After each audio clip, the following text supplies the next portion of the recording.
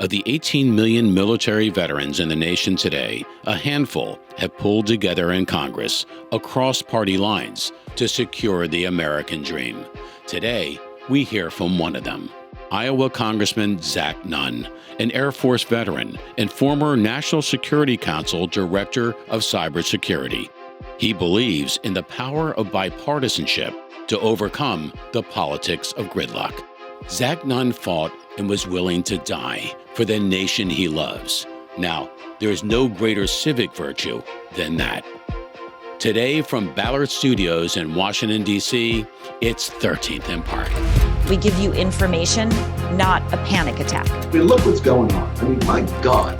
This was it. My kids were gonna die. That time is gone forever. This is the biggest story in America. We weren't prepared for this. Don't you want to speak truth to power? Toughest thing I ever had to do.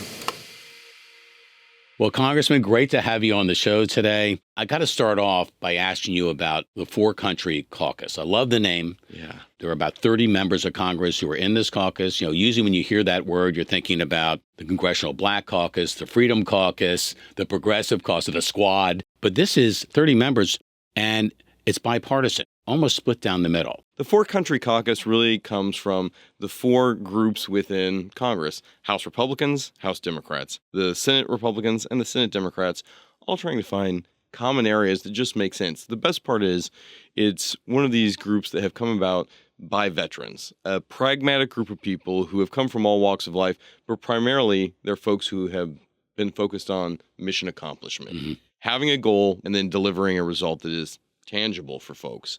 And when I look back home, you know, my military service, 20 years in, 2 decades over, I found that the people who I have been most effective with are fellow veterans. And when you're on the battlefield, it doesn't matter what letter comes after your name on a ballot. Right. It's the fact that you all have a direct requirement to help get everybody home safely, execute the mission, and importantly, deliver something that is worthwhile to be able to help the nation. We've tried to do the same thing here with For Country Caucus to really look at what things can we deliver back home. And a perfect example is last night, I debated on the floor. One of the bills that I led, the Adam Lambert bill, was to help save veterans, particularly those who deployed to combat, come back home and have a very high risk of death by suicide. In my home state, it's 4 times higher than the national average. This is something we need to get our arms around. Right. And I found myself working very closely with Don Davis from North Carolina, a Democrat, part of the For Country Caucus. It wasn't that we had agreed on everything or that our backgrounds completely aligned. It was that we had a common goal in mind. How do we help our fellow brothers and sisters who have served come back home and get the assistance they needed? But being a veteran, doesn't that change your whole perspective on everything? It hones immediately the perspective of what the real imperative is here. When you've had guys shooting at you, when you've had, Russian airplanes come up, and I'm an Air Force guy, try and intercept you, you immediately start focusing in on the threat vectors and what you need to do to be able to be not only successful, but really drive your team home. When I was deployed, both as a frontline guy and then later as a commander, being able to mesh a team really matters because the combat effectiveness of your unit is going to be determined by what type of leadership you have and what the folks who are working with you, not for you, with you, are able to deliver to the overall success of the mission as well. It would stand to reason, right, that if you're willing to put your life on the line for something, that something has to be very meaningful. In this case, it's the security of the nation, right? Is that a driver for you and other members of the caucus as you're surrounded by politics that are less congenial, more divisive, and kind of more partisan? How do you fight back with the experience you've had and the other members of the caucus to do what the country really wants done, which is to move the country forward? Adam, you're absolutely right. I would say of all the combat deployments I've been on, this is a very unique deployment in its own right. It's combat in itself, right? That's right. Exactly. There's war and then there's politics. And here we are on Capitol Hill trying to find not only those allies who are willing to fight with you, but to recognize that this is not just a game of inches. This is the entire country we're talking about here. And so being able to deliver something in this environment means if you want it to get through the Senate, well, then you've got to work with some Democrats. If you want it to get through the House, you absolutely have to have good Republican leaders on this. And ultimately, we need it signed to the White House. So to be able to deliver that, it means we've got to be able to work not only across the aisle, but oftentimes across regions. What is common for all of us is this idea of military service and the act of literal service before self. And so whether that's defending the country, our community, or our families, we all recognize that we've got a mission that we are committed to and that we collectively have the opportunity to deliver together as long as we are focused on what is the ultimate best outcome. I recently saw you on a show where you used the expression we've heard often in this town, but for different reasons, which is kicking the can down the road. Yeah. Usually you hear that in terms of the fiscal part of things.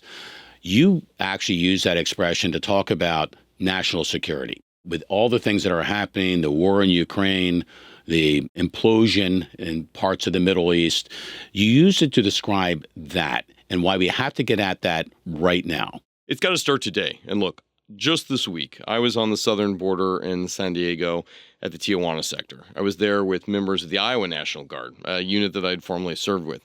We saw firsthand the threat coming over the border, not just the 8 million individuals who've come here illegally, but who was orchestrating this. It was $40,000 to be able to get a Chinese national into the country. And after they'd gone through CBP, they were being picked up by Chinese operators on the U.S. side of the border.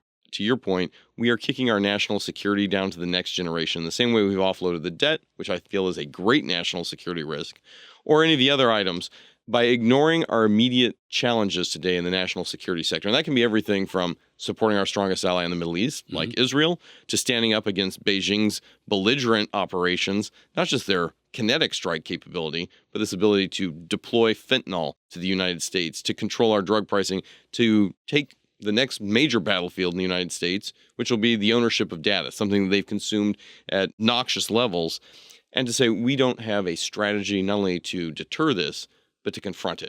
But you have to look upstream to understand what's happening downstream, don't you? Absolutely right. And so I think one of the things that we can be doing in Congress, and one of the reasons I chose to serve after my military service, I'm still in the reserves in a different capacity, is that we have really got to get our arms around how are we going to be effective in confronting threats as they emerge. The biggest threat to the United States certainly is the spending. But right up there with it has got to be the threat coming from supporters of terrorism. And this means nation states who have allowed it.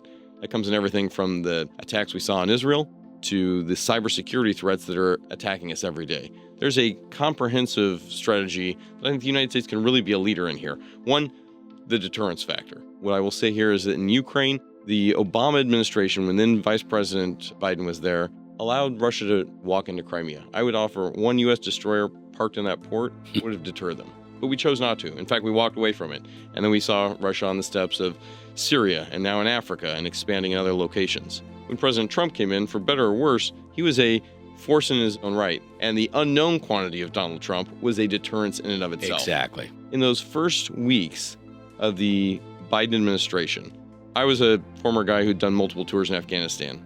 When the Biden administration abandoned U.S. citizens and our allies, we flew private charter aircraft out of Mazar Sharif. Four giant busloads, 3,000 Americans and our allies evacuated by private citizens. This is a great thing. But it also gave a line of demarcation for the Russians that, hey, the United States is not what it just was. And they advanced in Ukraine, and even the president himself said, Kyiv's going to fall in days. How horrific that one of our best allies in the region who had fought with us, we were prepared to stand down on. The United States has the opportunity here to provide the weapon systems, the F-16s, the surface-to-air missiles, not only for this country to defend itself, but to have the ability to fight the fight that America shouldn't be sending its sons and daughters to the front line for, or our taxpayer dollars to do. We have the capability to move forward with Ukraine, Israel, Taiwan, defending themselves on the front line. And that's what I'm talking about when I say a strategic forbearance on not kicking this can down the road for our own troops to have to do it.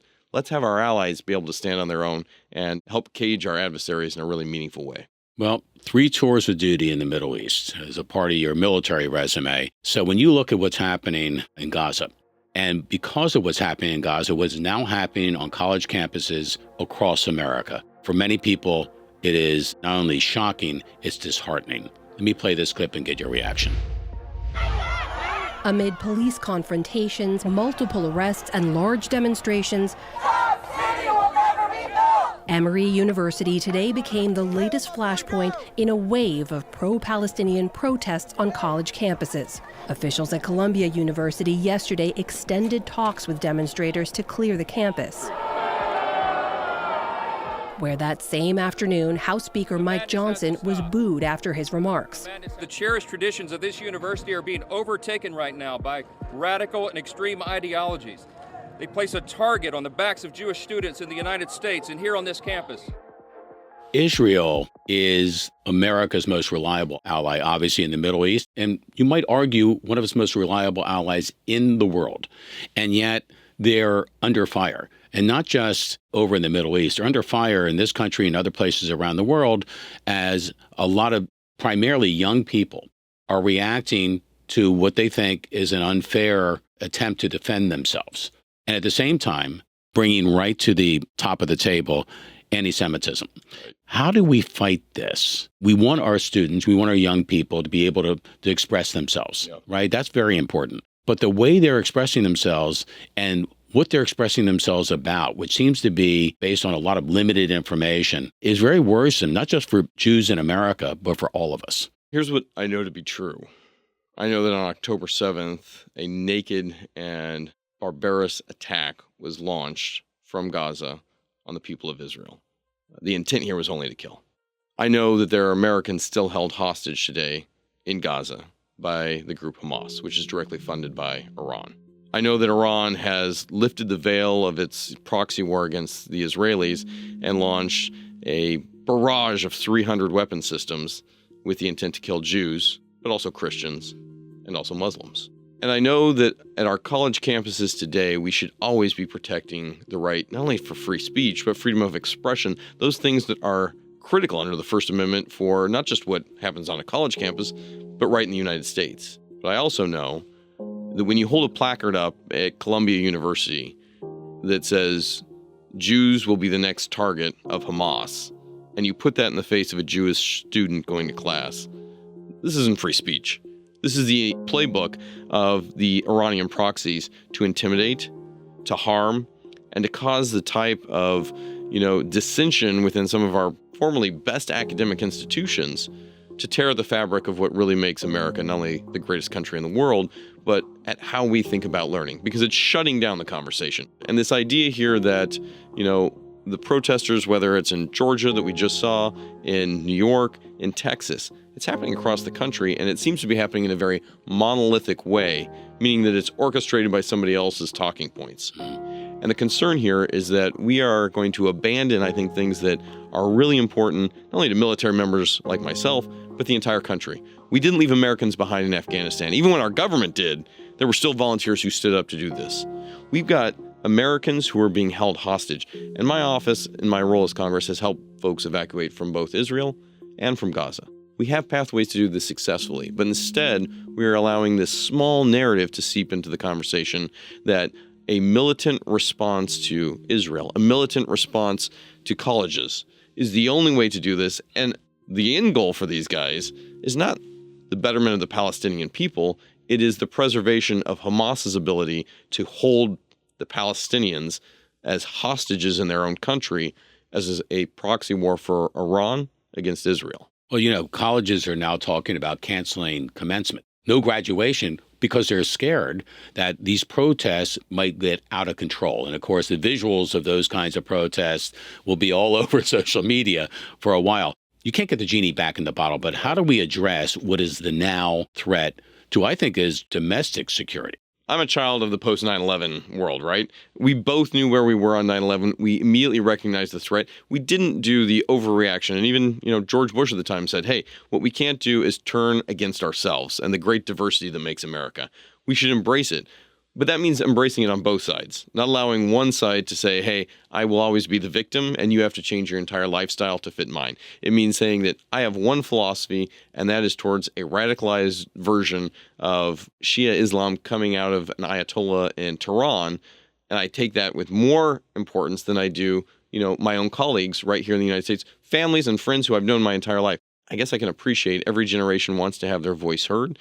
But is this what you want to be remembered for? Is this your peace movement that really is about suppression of other people so that you can have your viewpoint always be first heard? The caucus itself, the For Country Caucus, split almost down the middle, Republicans and Democrats. How are they dealing with this issue? So this is a great area where I think we've seen incredible collaboration. I mean, we've got folks from Florida on the Democratic side who spent time in New York in Republican districts talking about the danger not only of anti-Semitism, but of a breach of the intent of free speech, where we're actually suppressing other people's speech. We should be standing up for national security. We should be standing up for border security. I think we just saw in a vote that we recently took here, the overwhelming majority of both Republican and Democrat military members find value add in being able to address our strategic interests as the country, one that keeps America safe, one that grows our economy, one that helps our families, and one that stands by our troops. The one I was proudest about most recently is actually increasing troop pay, something that hasn't been done to this level in decades. I mean, we've got guys right now on the front line in Jordan that we sadly lost 3 military members earlier this year to Iran who are making, at the end of their shift, less than somebody who's working at a coffee shop. And this is disastrous. We need to be able to not only stand with our military members who put their lives on the front line, we need to be able to stand together as Republicans and Democrats, something I think the For Country Caucus does well, to say we've got to priority these young men and women and the next generation of military members who are going to come in to serve in the honorable way that our veterans who have served are standing with them. What is at the top of that priority list as a veteran? Yeah. What do we need to do to show these everyday heroes that we have their back all the way? Where does that begin? I think it begins in a compendium of things you just highlighted, having their back. That means when they come back from deployment, as the bill I just ran, make sure that we are taking care of their physical health needs as well as their mental health needs. The PTSD is real, and we need to be able to identify ways we can help. It also means we take care of them on the front end. So making sure that there's a pathway that military service not only is honorable, but we're going to treat it with the respect that it deserves. We're working on a bill right now to make sure that particularly junior enlisted pay, these are the guys who are E1s through E5s, get a real quality of life pay bonus. You can't have a man or woman serving on the front line who doesn't know if they're going to have enough money to pay for their wife or their kids' ability to eat that week. And when we do these things like threaten to shut down the government, these are not responsible actions. These are posturing actions. What it means for a guy on a sub in the South China Sea is that he's going to submerge for 3 months and not know whether his spouse and their kids are taken care of, or that his car loan is going to be able to be paid. Because the reality is eventually Washington will get its act together, but that can take weeks or months. And for being, a young specialist or a sergeant, that means you went a month without being able to pay your mortgage or pay your rent or pay your car loan. And that means a repossession. It means expulsion. It means eviction. For these people, this is really changing not only their quality of life, but if they even have a life to come back to. And so it concerns me when Washington plays politics, particularly with our military forces, that they think this will all come out in the wash. Look, these aren't kids with $1 million like some of these members of Congress have. Right. These are kids that are living paycheck to paycheck, putting their life on the front line. And at 18 to 29, when we ask them to sign up and shoulder that rifle, at a minimum, have the ability to make sure that they're going to be able to get the support they need on the home front. So let me take you back home to Iowa. 3rd Congressional District. It's a relatively rural area. Agriculture is a very, very big deal. We have a farm bill that is still in play. Nothing unusual that, the 5-year farm bill is taking many more years. That's right, exactly. What do we do for American farmers to make sure that we continue to lead the world in our ability to grow the food the world needs? Yeah, so in the terms of Farm Bill, we're 6 months behind schedule, but in the historical context, I'd say we're probably a year ahead of schedule. Right. Farm Bill happens once every 5 years, and it's a major bill to be able to help not only our farmers, but really make sure that we've got the essential elements for any country to be successful. Farmers both feed, fuel, and foster an incredible autonomy for the United States. Without it, not only would we be dependent on things like, biofuels or aviation fuel, we would be limited to be able to feed our own people. And the country that can't feed its own people is the country that is held hostage by world events. What I'm excited about for the Ag Bill this year is this is really shaping up to be not only a bipartisan level, it is investing in new ways of farming, ways that bring new farmers into the business, ways that bring veterans into farming for the first time. Look, the average age of farmers in my home state of Iowa is going on 70 years old for a large portion of them. No other career field in the world do we ask our 70-year-olds to be the forefront of doing that, other than maybe running for president. That would be the notable exception. That's a whole other That's right. But we need to be able to find an on-ramp for young and beginning farmers, for veterans, for folks who want to get into this, to recognize farming is not something that, just old guys with pitchforks do. My favorite farmer is my neighbor, and she raises hogs, and she does it with her kids, and she's a woman in her 30s, but she's created a really great niche market for some of my favorite bacon in the world. But it's also a way to say that farming has a great tapestry that can be brought into it. We've got to find good pathways forward to sustain it. So does your family ever see you anymore? I mean, you are so busy doing all these things here in Washington, all over the world, 6 children, right? Yeah, very blessed. How do you work-life balance there, right? So my wife, when I got elected to Congress, now about 16 months ago, was very good. She got me a gift on my first day, and it was an air mattress. I sleep on the floor of my office most nights, and, her emphasis here was like, it's great that you're deployed to D.C., but your responsibility is back at home. And she means that on every level. Be a good husband, be a good dad. Importantly, take care of the community. That's the whole reason we ran. We have 6 kiddos. We just adopted 2. We're at our 1-year anniversary this month of our adoption of 2 little girls who had just a really hard life. We were able to bring them into our family. But now I've got a 3-year-old, a 4-year-old, a 5-year-old. I call them my little triplets. Multi-ethnic, but those little girls will put up a fight with anybody on the school playground saying that they are absolutely sisters. I've got an 8-year-old who is wonderful. The poor kid looks like me. She's going to be stuck with that face the rest of her life. And then I've got one 14-year-old boy and a 16-year-old girl who just had prom and is driving and is looking at all the challenges of how do I start in this world? How do I pick a school or whatever I want to do next? That's interesting you use the word deploy. I mean, this is, to you, is it a deployment here in Washington, D.C.? It's not an election to an office. It's a deployment to do what you need to do in advancing the needle for the good of the country. I fully agree with this, and I think that many of our veterans see it this way. I think it's one of the reasons we need to actually have more veterans serving in Congress. Look, I'm very much of the Washington mentality. He did 2 terms after serving in his military service. He recognizes that there's more talent coming up in the ranks. So one of the things we see as a primary responsibility as a military guy is how am I not only teaching the next generation, but how am I getting them ready to serve in this role? My time here, I really want to drive from day one effective policies that help not only my community, my country. But I also recognize that we have a responsibility to clean up a lot of the things that are broken in Washington, D.C. But then also recognizing that, call it term limits or what you want in the House, we all have a tour of duty that we are to serve, to give back to our community, and then making sure we're setting up the next generation for success. Last question. When you look at your 6 children, do you feel that you're going to leave behind a future where they can prosper and they can be okay, they can be safe? I mean, is that the driver for you more than anything else in this deployment to Washington, D.C.? I look at my kiddos, and we're a blended family, and my daughter just had prom this week, and it's not just about making sure she's successful. It's about making sure that, her boyfriend and his family can be successful. When I go back home and we do the community picnics, I see all those folks as being, not just friends. These are people that I'm actually fighting for. It's the same reason I was in Afghanistan, in Iraq, flew operations off Russia, did missions against China. It's to protect this way of life. And for my kids, they're going to bring incredibly new talents to this. They're going to be fighting challenges I haven't even contemplated yet. But I know I've got my responsibility to do right now to provide for them the best possible platform for success. And in Congress, I think that, there's a lot of bad things that happen in Washington. And if Congress can slow those down, great.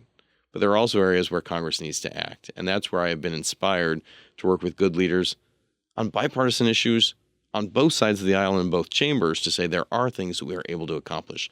In my short time, we've been able to get bills to help military families passed into law. As a rural guy, we've been able to get a housing bill for rural communities done in 30 days. That's through the House, the Senate, and to the President. As a freshman, that's got to be some kind of record.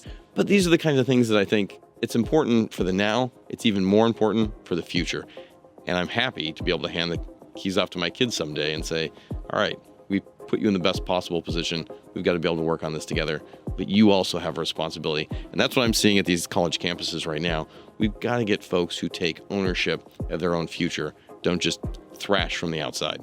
Well, I can tell you this. Your kids should be very proud of their dad. Thank you very much for being with us today. Thank you for your service, not once, but many times, in keeping us safe.